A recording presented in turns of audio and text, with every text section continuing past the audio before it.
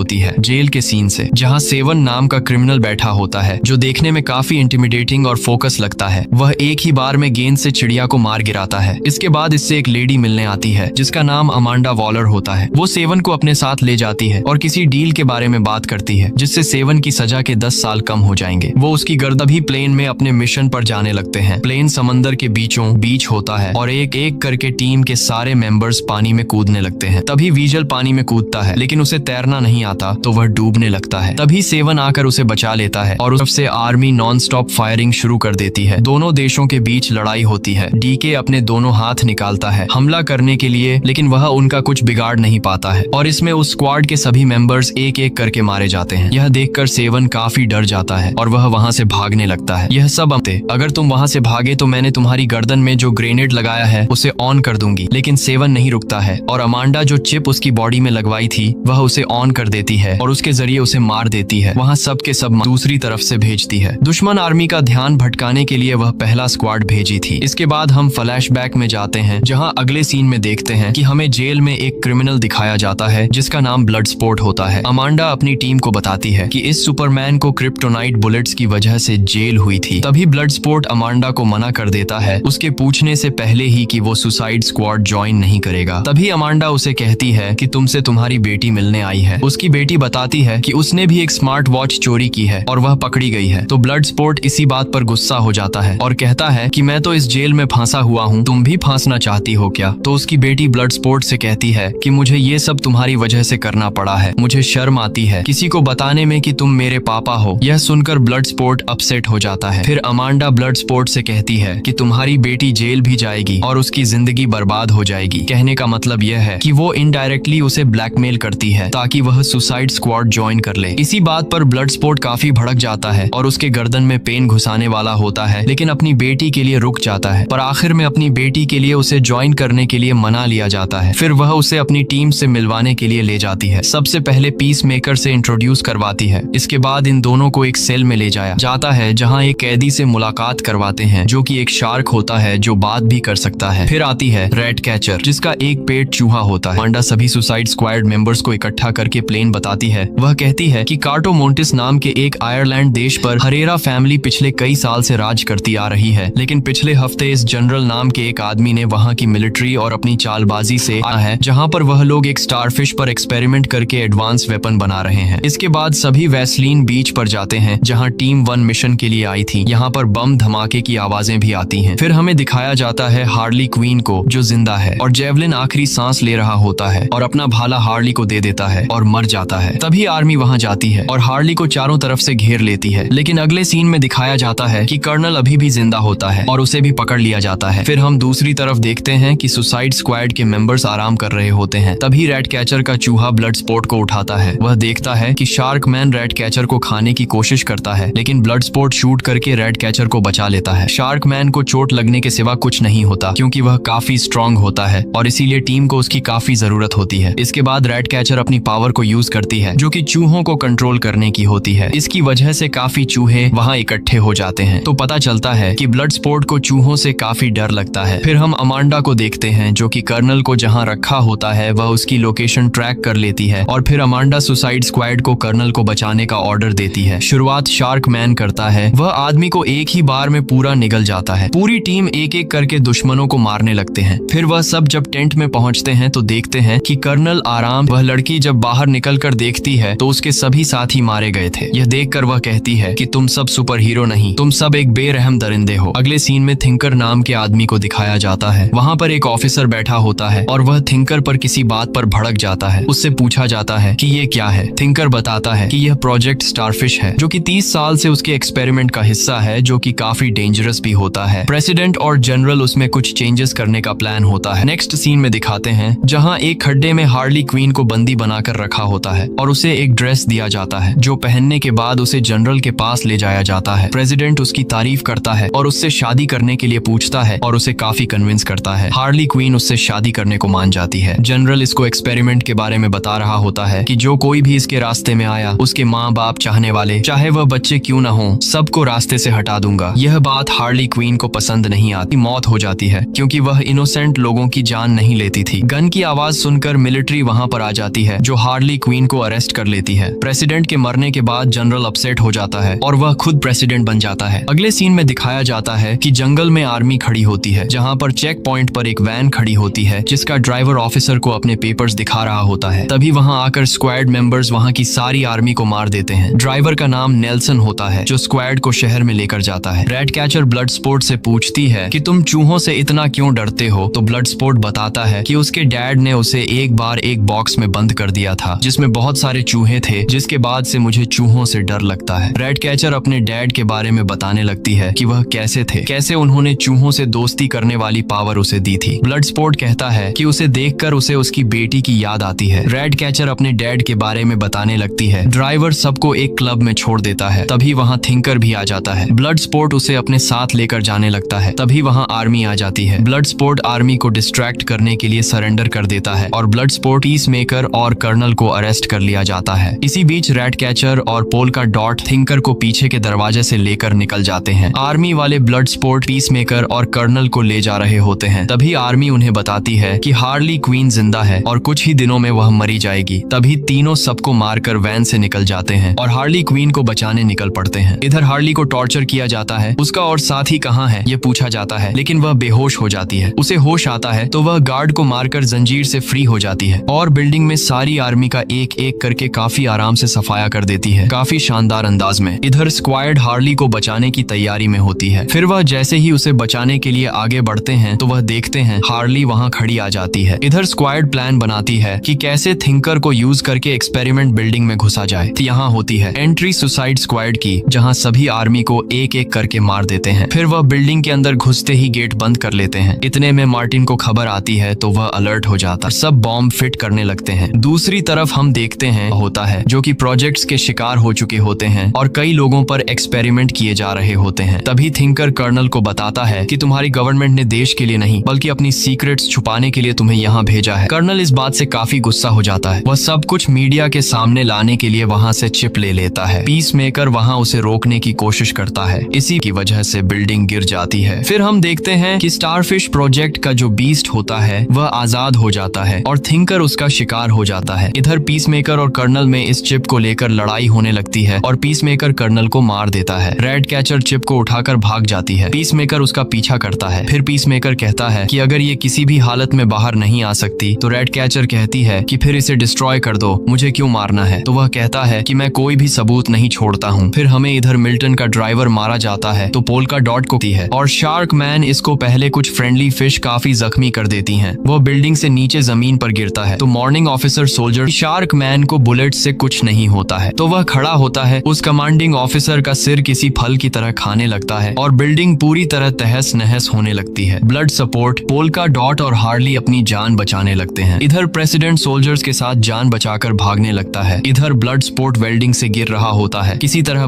बचाते ground floor पर पहुंचता है तो देखता है कि पीस मेकर रेड कैचर को मारने वाला है। पीस मेकर ब्लड मौत हो जाती है। Red catcher chip blood support को दे देती है। स्टारफिश प्रोजेक्ट का जो बीस्ट होता है जिसका नाम स्टारो द कॉन्करर है वह बिल्डिंग में से बाहर निकल आता है और सोल्जर उसे शूट करने लगते हैं, लेकिन उस पर कोई असर नहीं होता। उल्टा वह अपने जैसे छोटे छोटे हजारों स्टारफिश पैदा करके छोड़ देता है जो सारे सोल्जर्स को मार देते हैं और आखिर में प्रेसिडेंट भी मारा जाता है। सिर्फ सुसाइड स्क्वाड के मेंबर्स बच जाते हैं। जो सोल्जर्स मर गए थे वह दोबारा जिंदा हो जाते हैं। स्टारफिश के गुलाम बनकर उसके साथ साथ चलते हैं और पूरे शहर में चारों ओर तबाही मचाते जाते हैं और लोगों को नुकसान पहुंचा रहे हो। काफी असर होता है। इधर ब्लड स्पोर्ट पर चारों तरफ से सोल्जर्स अटैक करने लगते हैं। ब्लड सपोर्ट एक एक करके सबको मारने लगता है, लेकिन उनकी तादाद ज्यादा होने की वजह से वह उस पर भारी पड़ने लगते हैं। फिर स्टारफिश अपने सोल्जर्स के थ्रू से कहता है कि यह शहर मेरा है, मैं अंतरिक्ष में सही था, तुम सबने मुझे धरती पर लाया है। तभी रेड कैचर चूहों को बुलाते हुए कहती है कि यह शहर तुम्हारा नहीं है, यह शहर इन सब का है। तभी वहाँ बहुत सारे चूहे आ जाते हैं और चूहे सारे सोल्जर्स पर अटैक करने लगते हैं। सोल्जर्स से होते हुए वह स्टारफिश पर अटैक करते हैं और उस पर भारी पड़ने लगते हैं और उसे अंदर से खत्म कर देते हैं। जाते जाते स्टारफिश कहता है कि मैं वापस आऊंगा और स्टार